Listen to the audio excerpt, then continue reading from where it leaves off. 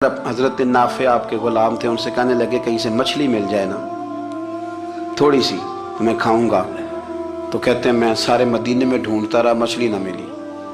अगले दिन भी ढूंढी तो ना मिली, तीसरे दिन भी ढूंढी तो ना मिली। तो फरमाने लगे यार बस छोटी सी ख्वाहिश है, कोई फ़र्ज नहीं मिलती तो रहने दे।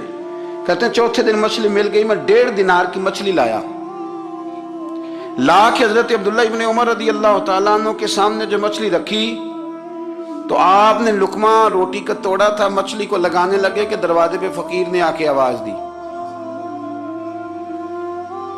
कुछ खाने को दो। तो हज़रत अब्दुल्ला इब्न उमर ने रोक लिया और हंसे। कई दफा दे हम भी देते हैं पर हमारा चेहरा देखने वाला होता है, इतने हम गुस्से में होते हैं, दे देते हैं, लेकिन जो छिलवटें होती है ना चेहरे वाली वो गिनी नहीं जाती। हंसे, फरमाया देखो मेरा अल्लाह कितना करीम है, वो मुझे बचाना चाहता, उठा बार दिया जाके। तो खादिम अब हुक्म का पाबंद था, वो लैतोला अल्लाह तो कर नहीं सकता था, वो गया और जाके दे आया।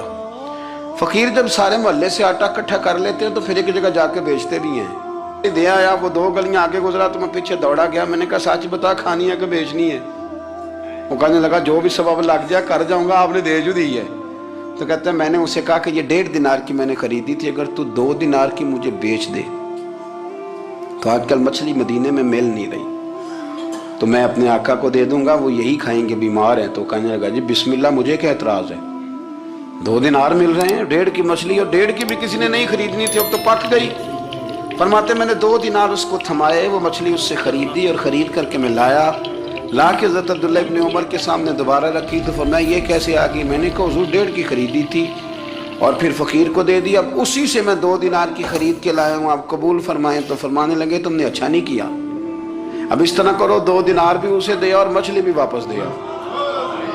अर्ज की हुजूर क्यों? फरमाया तुमने कुरान नहीं पढ़ा?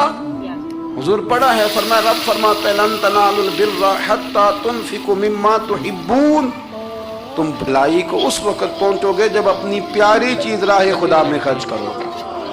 इमाम गजाली ने लिखा है, फरमाने लगे दे आ। तो वो हजरत नाफे कहते हैं मैं देने गया, दे के वापस आया तो कुछ परेशान था क्योंकि मुझे भी 4 दिन हो गए थे ना तलाश करते, थोड़ी थोड़ी तबीयत में मायूसी थी कि इतनी मेहनत से मैंने लाया और आपने वापस कर दी। तो हजरत अब्दुल्ला इब्न उमर ने मुझे करीब बिठाया, फिर मुझे थपकी दी। फरमाने लगे पुत्र मैंने वैसे भी कभी झूठ नहीं बोला और आजकल तो मैं वैसे ही बीमार हूँ, टाइम ही नहीं, वक्त ही नहीं, मौका ही नहीं झूठ बोलने का। मैं तुझे सच बताऊं, मुझे मछली खा के इतना सुकून नहीं होना था जितनी अल्लाह के रास्ते में खैरात खा के मुझे सुकून हुआ।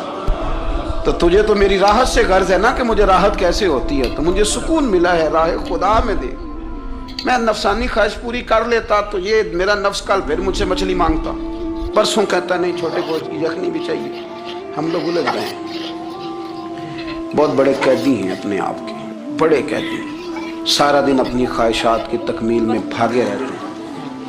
बड़े बड़े सोने नौजवान, मैं उन पर तनकीद नहीं करता, मुझे उन पर तरस आता है। जब मैं रात के अंधेरों में उन्हें टेलीफोन लेके चौकों में खड़े देखता हूँ तो मुझे रहम आता है। मैं कहता हूँ देखो नफ्स की ख्वाहिश के पीछे ये क्या मसलन, आखिर क्या है इसमें? एक औरत के पीछे तबाह कर लिया अपने आप को, यानी ज्यादा से ये कोई मकसूद है? ये कोई मकसद हयात है ये जिसको मकसद बना लिया है? मेरे अजीज बात को समझ लें, इतना खूबसूरत आदमी है और इतना उसका ऊंचा कद काठ है और क्या किसके पीछे ये भागा हुआ है? बड़ा समझदार, दानश्वर, अक्लमंद आदमी, जी रूह बंदा, लेकिन उसका स्टेटस आप ये मुलाजा करें कि वो 20-40 हज़ार की खातिर झूठ बोलता है, धोखा देता है।